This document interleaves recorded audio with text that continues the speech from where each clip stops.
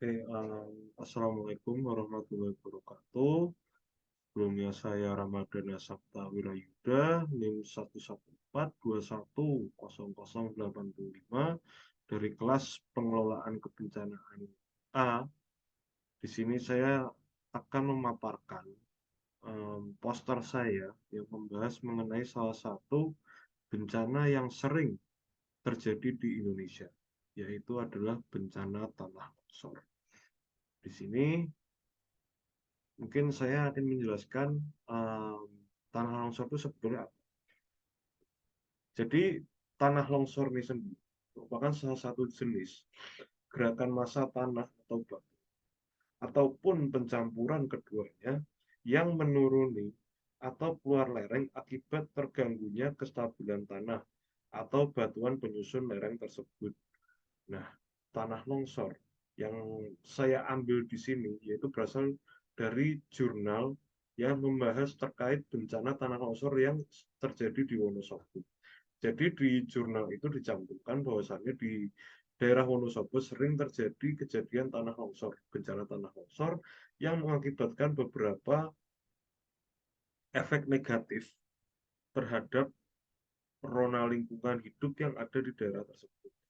Salah satunya yaitu seperti kerusakan lingkungan biotik dan biotik, dan juga um, munculnya korban jiwa dikarenakan timbunan tanah dan batuan yang itu merusak rumah dan juga mengenai para masyarakat yang ada di sana, yang dimana ini merupakan salah satu bencana yang menurut saya sendiri sangat mematikan karena sudah dapat menimbulkan korban jiwa dan juga sudah dapat menimbulkan suatu kerusakan kerusakan rona lingkungan hidup, yang dimana hal ini dapat menyebabkan efek domino yang berkepanjangan terhadap kejadian tanah longsor ini, seperti mungkin adanya kemiskinan dan juga adanya perekonomian yang menurun, dan juga bakal ada terjadinya bakal ada terjadinya pembangunan yang itu tuh terhambat dikarenakan adanya bencana ini. Oleh karena itu, ada beberapa upaya pencegahan. Nah, cara penanganan yang tepat saat dan setelah terjadinya bencana tanah longsor merupakan hal yang sangat penting dimiliki oleh warga masyarakat sekitar. Teknik survei dipakai dalam menganalisis bencana tanah longsor yang ada di daerah Wonosobo ini. Jadi, teknik survei yang dilakukan oleh sang penulis, di sini saya tidak memaparkannya di poster. Jadi teknik survei yang dilakukan itu tuh lebih dalam untuk mengsurvei tiap masyarakat-masyarakat yang mengalami bencana tersebut, di mana di sini dilakukan pendataan atas beberapa sih masyarakat yang mengalami atau terkena imbas dari adanya bencana ini, dan juga terdapat terdapat uh, survei yang itu tuh kita menelusuri kehidupan pribadi dari si korban ini. Survei ini dilakukan yang nanti akan dimasukkan dalam suatu data, yang dimana data-data inilah yang nanti akan menjadi rancangan untuk evakuasi dan juga penanggulangan bencana ke depannya. Nah, salah satu upaya yang realistis yang dilakukan itu biasanya penyuluhan.